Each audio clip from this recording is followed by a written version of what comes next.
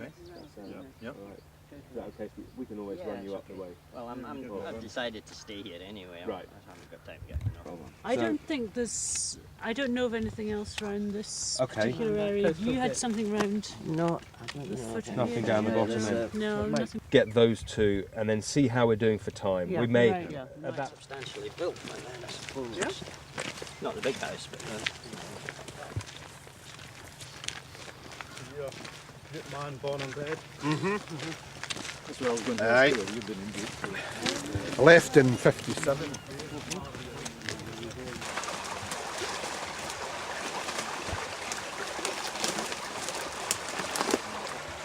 The evidence is on the plate. This is what it is. Aye. It's Blake's Hydra. That must be another bit of it.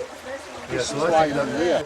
It's the same shape that could go into those bolts. So it could be. The last time the sites were visited, Yes. not when they Look, cut. That's it. Right, hold me up. And what this is what we call a saddle quern.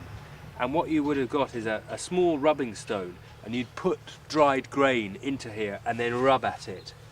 Now, previously these were thought to be very early, prehistoric, but what we actually know is that this kind of stone and the method of grinding a small amount of grain within here has been undertaken and carried on certainly in the north and the west of Scotland for a very long time. And this stone is probably the use of this stone is probably 250, 300 years old, something like that.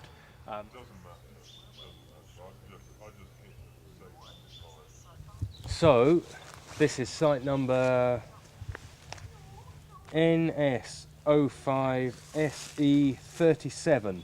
That be right? Yeah. Just outside edge of Sycamore Plantation. But aren't these stones really a bit too big? You haven't got copyright of them. I mean, who's going to move something like that?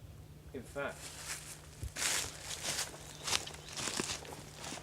I wonder whether that's the entrance there. Yeah. And this one has slipped down. Today we're looking at the archaeological records of this part of the island, the southern part of the island. We're checking that the sites are in the right place. We're checking whether the sites still exist, because of course some of them don't exist anymore. They've disappeared entirely.